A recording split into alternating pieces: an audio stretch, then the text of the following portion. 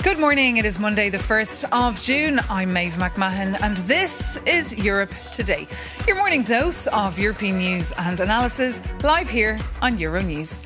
Coming up, EU enlargement is in the spotlight. Council President Antonio Costa heads to the Western Balkans today for a 5-day visit, culminating in a special summit in Montenegro this Friday. The small Balkan nation says it is ready to become the next country to join the European Union, but EU members need to make up their mind. Meanwhile, Malta's Labour Party has secured an unprecedented fourth consecutive term in office, delivering a major victory for Prime Minister Robert Abela. The snap vote this weekend was called a year ahead of schedule amid concerns over the impact of the Middle East crisis on tourism and rising inflation. Plus, China has warned Brussels against imposing new trade restrictions following talks here aimed at addressing Beijing's industrial overcapacity. The EU says its trade relationship with China is no longer sustainable and that stronger measures are needed to protect European industries from a surge in Chinese imports. But first, Paris Saint-Germain's historic Champions League victory was marred by violence this weekend.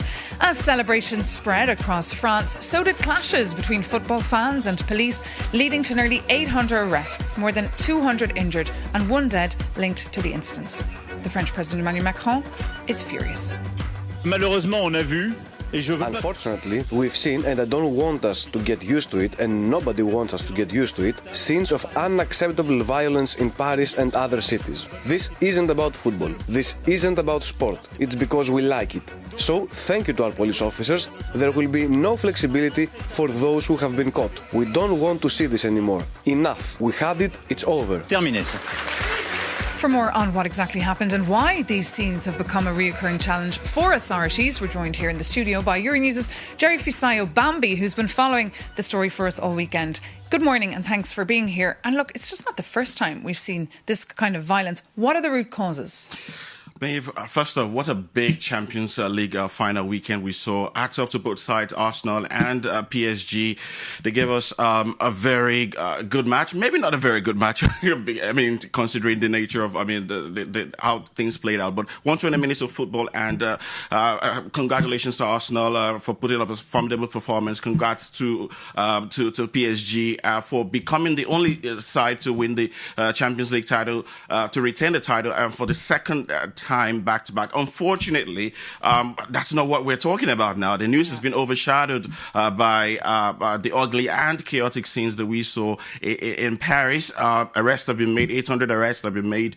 But interestingly, they're not hardcore football fans. So these were simply fans or rioters or people who were just exploiting this situation or the occasion to foment trouble. And it is not the first time we're seeing it in France. And you need to look at it within the wider context of hooliganism in France and urban riots in France. We've seen the Yellow June, the Gilets jaunes protest, the Yellow Vest protest, the pension reform protest. So over the last decades, we've seen a lot of protests in France, and it just seems that the violence that we're witnessing is such that it's occurring within this society in a way that reflects wider disparity or wider issues regarding policing, trust in public institutions, and inequality. And how could it be put to an end? We saw earlier how the French President Emmanuel Macron was so upset to see how this dampened the celebrations all through the weekend.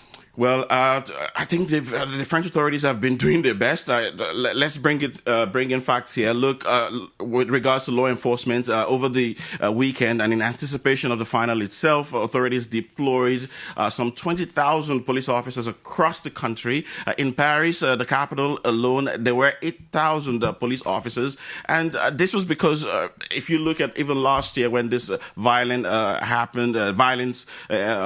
celebration happened last year, when PSG won their first ever Champions League title at the time. The anticipation had been there, but even at that, this did not curtail the violence that took place. So when we talk about the federations, UEFA itself has been working with the countries, with the supporters, the local authorities, and they have since 2012 and 2013 season, they've required clubs to have a liaison officer to coordinate, some some of these things, the coordination between the fans, the supporters, and the local authorities and police.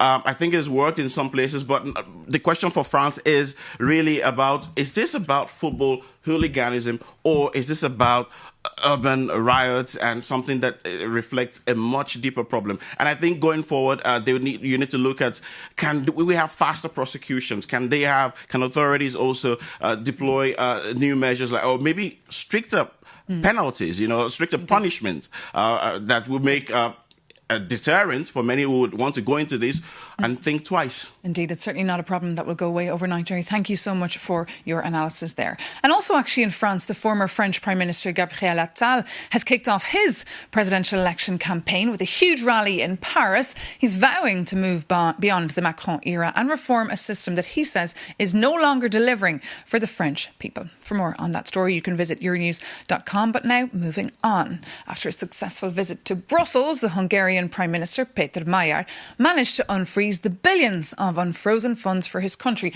But, and there's a big but, he will have to complete a long list of reforms before the bank transfer is actually made. For more, we can head to Budapest, where Euronews' Zoltán Zibosegi is standing by for us this morning. So tell us, Zoltán, Hungary still faces huge hurdles to unlock these billions. Will they manage? Good morning, Europe today. Yes, as you mentioned, we are talking about 16.4 billion euros, what is the biggest financial pact in the modern Hungarian history.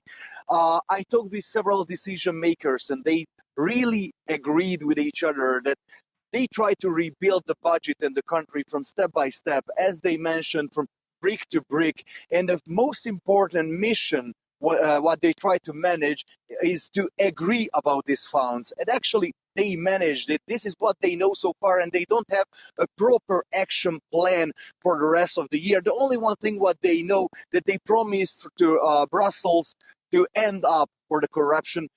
Most of the opposition parties, mostly the Fidesz, the ex-government party, demanded to make it public what Péter Magyar promised to Ursula von der Leyen, what he sacrificed, but he replied that the only thing what he promised is that he will end up the Fidesz corruption. There are, of course, some critical points. For example, there is not enough money in the budget, in the terrible shaped budget, for the pension and tax reforms. And of course, one of the most hot topic is migration, because for 10 years, the government was campaigning against migration, and people are a little bit xenophobic. So it's a really sensitive topic. And just very briefly, we've seen also Péter Magyar turning up the pressure on the president, calling on him to resign. Tell us more. So actually, now he is in the Alexander's Palace, in the Presidential Palace, try to convince the president to step down, because yesterday he announced that he's not going to step down. And of course, here in Hungary, the president has symbolic power, but still, it can destroy the plans of the Tisza party, because they have just 3 months for all the reforms, and he can block it, or at least he can make it slower, because he has a political veto. And it's really difficult to remove him, because the parliament can impeach him, but the last what says is actually the Constitutional Court, and the judges of the Constitutional Court still are the people of the Fidesz party. OK, Zoltán Zibosegi, thank you so much for that live update there from Budapest. And now for the view from a former European Commissioner that was actually in charge of rule of law and values. We're joined by Vera Jourova, the Czech politician who was Vice President of the European Commission until 2024. Great to have you with us here in the studio. Good morning. Thank you for having me. And of course, you're very familiar with the issues in Hungary. You've followed them for many years as Vice President there. Hungary now has a new government. Viktor Orban seems to have disappeared. Your view on this new era? Well, I was happy, I have to say, after the elections. Not only that Viktor Orban is leaving after so many years, and after what he has done to Hungarians, but I was happy that the democratic system worked. Changing of the guards happened in Budapest. And Péter Magyar, the new Prime Minister, he was here in Brussels. There was a deal struck. He was here on Friday. They managed to unlock the funds, but he has a long list of reforms to do. Will he manage? It seems like mission impossible there if you listen to our correspondent. He has a long list of things to do in a very short time, because most of the money should be used, committed and invested by August this year. So this is a very short deadline. Yes, a long list of things which should not be surprising.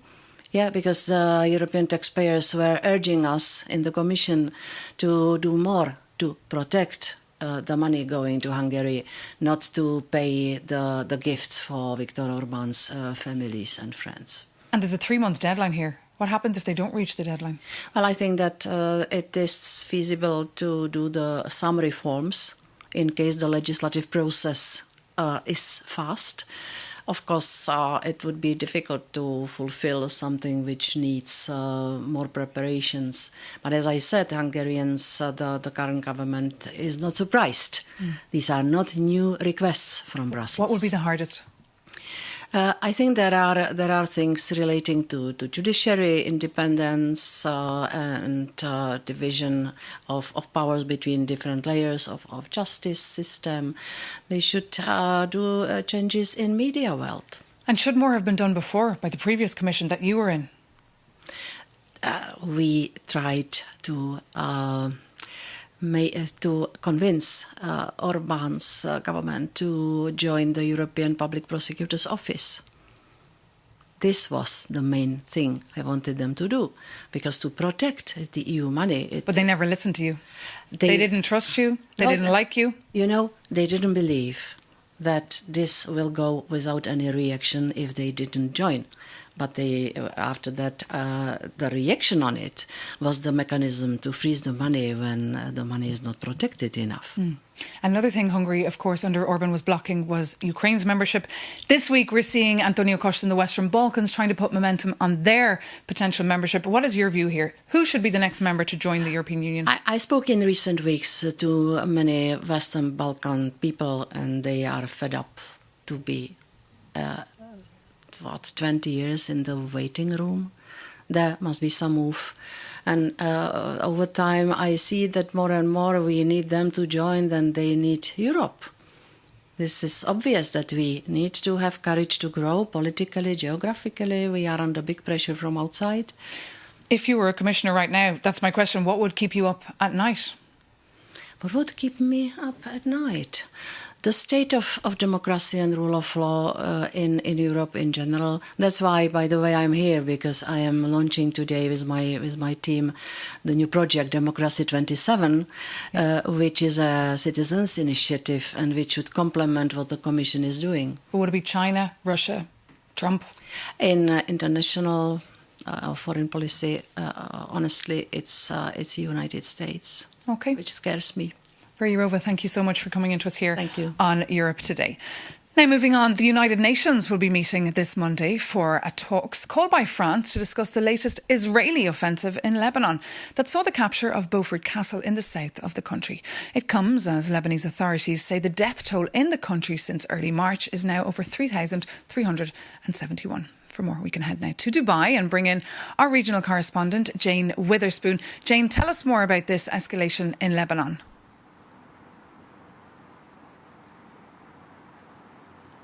Yes, as you mentioned, over the weekend, Israel has taken control of Beaufort Castle in southern Lebanon. It's a move that has been condemned by France. They're calling for that UN Security Council meeting that you mentioned. The Israeli flag is now flying high above that medieval fortress. This is the deepest incursion in the country in almost a quarter of a century.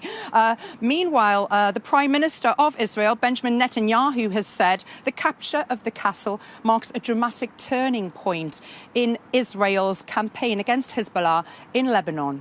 And meanwhile, we're hearing President Trump, Jane, saying he wants to make a deal with Iran, but at the same time, the US military has struck a commercial ship. Fill us in on all these details.